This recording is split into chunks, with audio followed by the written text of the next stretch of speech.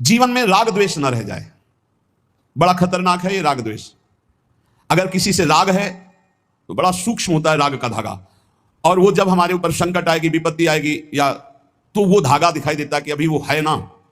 द्रौपदी जी को पहले श्री कृष्ण याद नहीं आए, 5 महारथी पति है रथी, वो याद आए, फिर भीष्मादि याद आए, फिर अपनी भुजाओं का बल, फिर दांतों का बल, और जब निर्बल तब महाबल। सुनेरी मैंने निर्बल के बल राम, महाबल प्रभु श्री कृष्ण का तब जागृत हुआ। यह राग बहुत खतरनाक है, किसी से राग ना करें।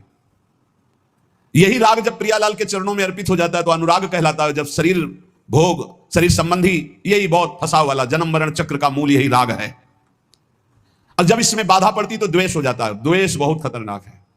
भजन कर रहे हैं, कई वर्ष पहले किसी ने कुछ कहा, याद आ गया और जलने लगा हृदय, उसकी पूरी सामने झांकी है, भजन कर रहे प्रभु का, और झांकी है उस द्वेष जिससे हुआ है, और हृदय जलने लगा।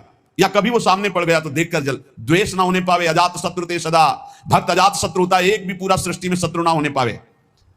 तो बोले क्या भक्त से क्रोध लीला नहीं होती? क्या भक्त क्रोध नहीं करता जैसे द्वेषी पुरुष करते हैं? बोले होता है, लेकिन भक्त का द्वेष ऐसा होता है जैसे जल में रकील खींचो, कितने सेकंड, बस जितने में खींच रहे उतने में, इसके बाद नहीं। ऐसा नहीं कि उसके चिंतन में आएगा कि वो बहुत दुष्ट है, ऐसा कभी नहीं आएगा। अगर कभी ऐसा दिखाई दे रहा है तो वैसे जल में जैसे ऐसे, बस ऐसे किया, खत्म।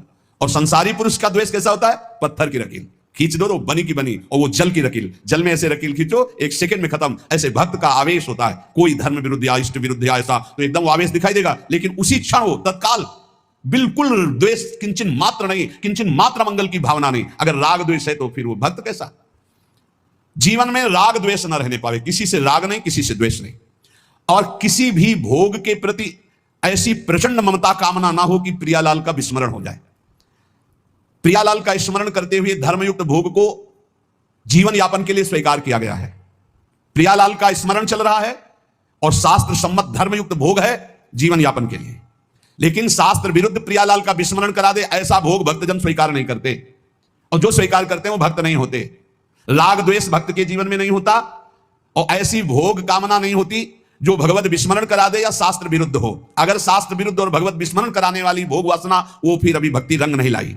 तीसरा, भजन करते हुए इसी 8वें पंक्ति में 3 बातें। पहला राग द्वेष, दूसरा भोग ममता कामना का जो विषय है वो इष्ट चिंतन और धर्म शास्त्र सम्मत।